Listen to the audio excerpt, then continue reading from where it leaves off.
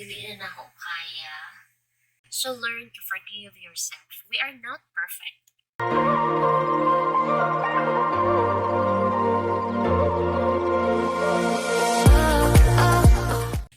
Hi, it's me again, MLT, and welcome to Madat Vlogs. Thank you for watching this video, and kung bago pa lang mo sa akong channel, please do like and subscribe. And yeah, so naanap punta karon sa ato ang another episode. Yes. So for today's episode, I'll be sharing with you this topic on how to start and live again. Ayan. So kabalo ko, dili lang ako ang daghang mga naagian no sa kinabuhi. Daghang taong mga struggles, problems, no, na usahay makaingon ta dili na nako kaya, like nakaingon ta kanus-an ni mahuman, like nakaingon ta unsaon ako ni pag-survive, kinsa ang ako pwede duulan, kinsa pwede makatabang sa ako ka. Okay? So like murag makapangutana ta para asa daig ka, unsa jud di ay no ang gusto nimo, kaya ra ba nimo, ay kanang mga ingana nga mga pangutana. Okay? So karon i-share na ko sa inyo ha kung giunsa na ko pag-atubang ato na problems, okay? Or kato nga stage sa ako ang life, like giunsa na ko siya pag-atubang, giunsa na ko siya pag-survive, ana, okay? Kay kabalo ko na ay rason nganong imuhang gi-play ni nga video. Ayan, so this video is for you, and I hope that I can help you with these thoughts or ideas. Okay? So, sugdan na. So, daghan tag problema na maagi like na uban problematic kaayong mag-auna-una na sila o gusto na nila mamatay, no? Or nakabuhat sila og mga dili maayo no? Tungod sa kasakit or tungod sa kalisod nga ilahang ginaatubang nga problema. Okay? So karon i-share na ko sa inyo ha ang 5 keys on how to start and live again. So of course, i-share na ko ni sa inyo ha. It means na na-apply na ko sa ako ka. And proven and tested ni para sa ako ka. So maybe it can help you also. Okay? So let's begin. Key number 1. Accept defeat. Ayan. Accept if you can't control anymore the situation. Accept if you've done wrong to other people. Accept your weaknesses. Accept limitations.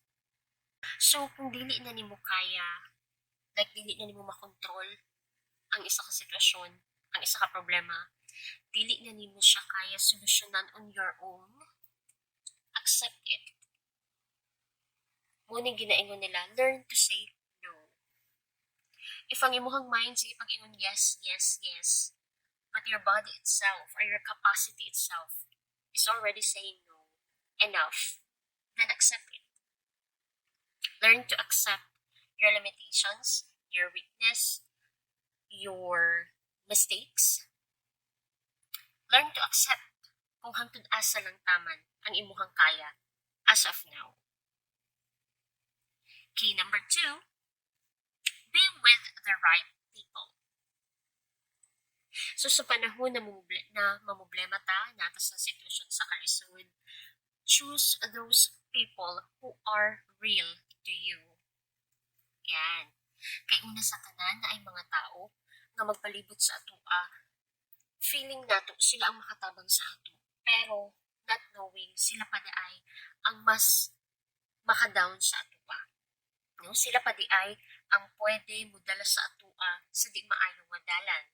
Okay? O sa mga dili maayo na panghuna-huna. Okay?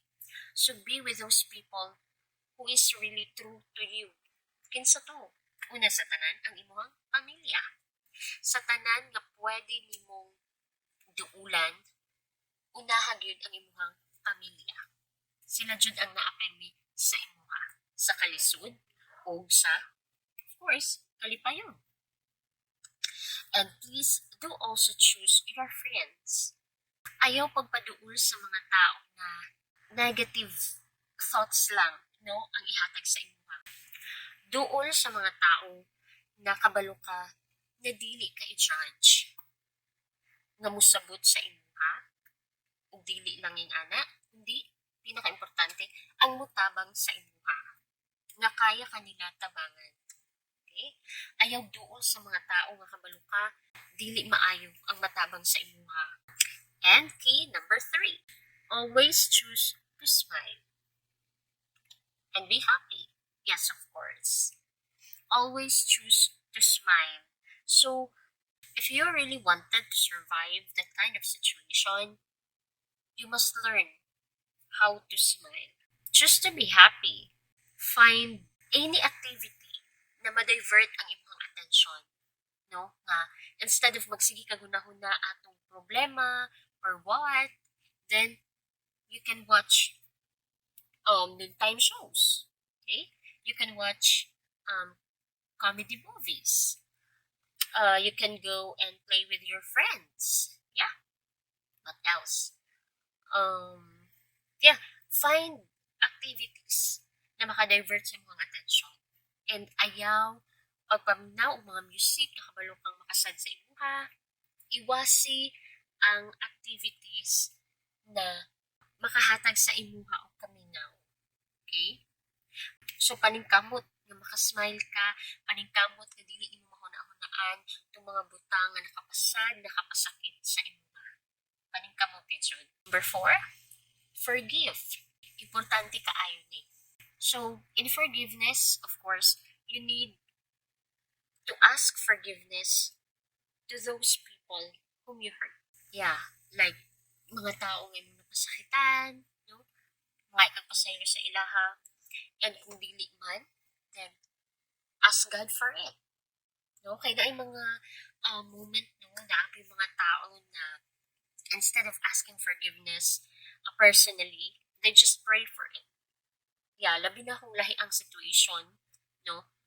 Like, dili maka-approach personally or what, ginaampo na lang nila. Ginaampo. And that's good thing also. I-pray nato sila na unta mapasaylo pa nila ang labaw sa tanan. Forgive yourself for hurting others. Ayan. So, importante nga mga ikagpasaylo, importante na mag-amputa nga unta, mapasaylo ta sa mga tao nga nasad-an nato. Pero importante po nga mapasaylo nimo ang imong kaugalingon.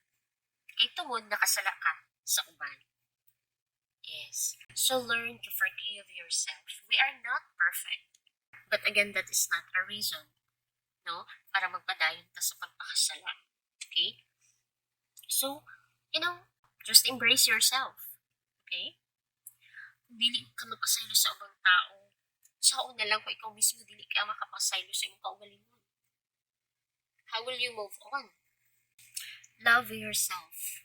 Forgive yourself. Ayan. So, importante jud kayo na. Kay kung dili nimo na mabuhat, wala kay kapaingnan. Okay? Kung dili nimo mapasaylo imong kaugalingon, magsige ra ka didto sa lugar, no, nga nakasala ka, no, nakapasakit ka, didto ra hatapan. Dili ka maka-move on. Kay ikaw mismo dili nimo mapasaylo imong kaugalingon. So, forgive yourself. Tanang tao makasala. Walay perfect.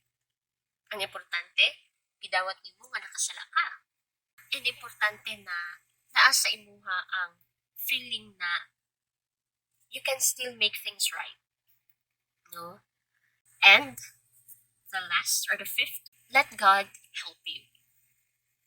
And surrender all your problems, all your struggles, your stress, even those people who have hurt you, surrender them all to God. Let God do the rest. And never let go of your love, faith, and God. Because without God, you cannot do all those 5 P's.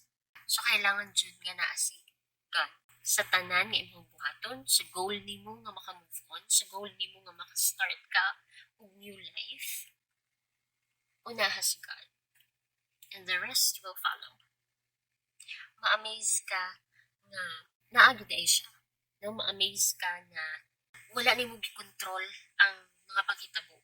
Imo lang gi-surrender sa iyaha. And matingala ka, nagkadugay, nahimong okay ang tanan. Kadugay, nahimong gaan, no, ang pamunaw. Kung hangtod karon naamoy na-experience na pain gihapon, trauma, stress, no, naagi hapon dili jud siya ana kadali nga mawala. Then so be it. It means that you're still in the process of healing and that's good. Yeah, just like me, no? Na ako yung mga tao na ako ang gitry o gi gikalimtan ako sila and nakarealize ko na okay lang puti ay na ing ato ang nahitabo, no? Wala na nako siya gipugos. Gipasagdaan na lang nako siya na mauna to siya. And karon mahinumduman ako, murag makaingon ko, maugid siguro to ang dapat mahitabo. So karon no, ma-amaze mo na magkadugay, magkahinay, ugaan ang imong dughan, magkawala ang sakit, no? Remember nimo dili na kayo ing anak ka sakit, no? Kung sa man mga situations na imong mga na-experience, traumas or what, just let God help you. God will really work for you. And kung naay mga tao na nag na nahimong parte no sa kasakit, kasubo nimo no, sa una na mobalik, no, don't blame yourself if you cannot face them, if you cannot meet them, if you cannot talk to them. It's okay. You're still in the process of healing. It's okay. Save yourself. Choose yourself. Kay katong mga tao nga nakasakit sa imuha, nakasala sa imuha, kay gipili ko nila ang ilang kaugalingon. So kung okay sila karon, then nganong ikaw dili, diba? Ipakita nimo na okay ka, ipakita nimo na kaya nimo. Ayaw pasagdi nga gibiyaan ka nila nga ing ato ka ug sa hantod karon. No, kaya nimo mag-move on sa tanang sakit, sa tanang problema, struggles nga imuhang giatubang. Okay? So, ayaw kalimti 5 keys on how to start and live again. Accept defeat. Be with those people who are real to you. Always choose to be happy. And forgive. And let God help you. Yan. So, thank you so much for watching this video. And, unta, no, nakatabang ko sa inyong gibati karon or unta naka-learn mo something, no, sa ako ang gi-share sa inyo ha. And labaw sa tanan, I am praying for your healing. Ayan. So, kaya na to ni laban lang. Okay? Yes. So, padayon lang ta sa life and walay imposible. Kaya nato tanan. So, thank you so much once again for playing this video. And, yeah, I hope you can share also this one to others, especially if you have friends, relatives, no, na feeling ninyo kailangan nila. Then, you can really help them by sharing this video. It would mean a lot to them. Kung naapod mo gusto na madungog or gusto na i-share na ako sa inyo ha, maybe different situations or different problems or struggles that you wanted some ideas or opinions, of course, you can drop by my Facebook page, yeah, and just try to send a message, okay? And yeah, hoping to hear from you soon. Yes. And yeah, thank you so much. See you soon. Bye.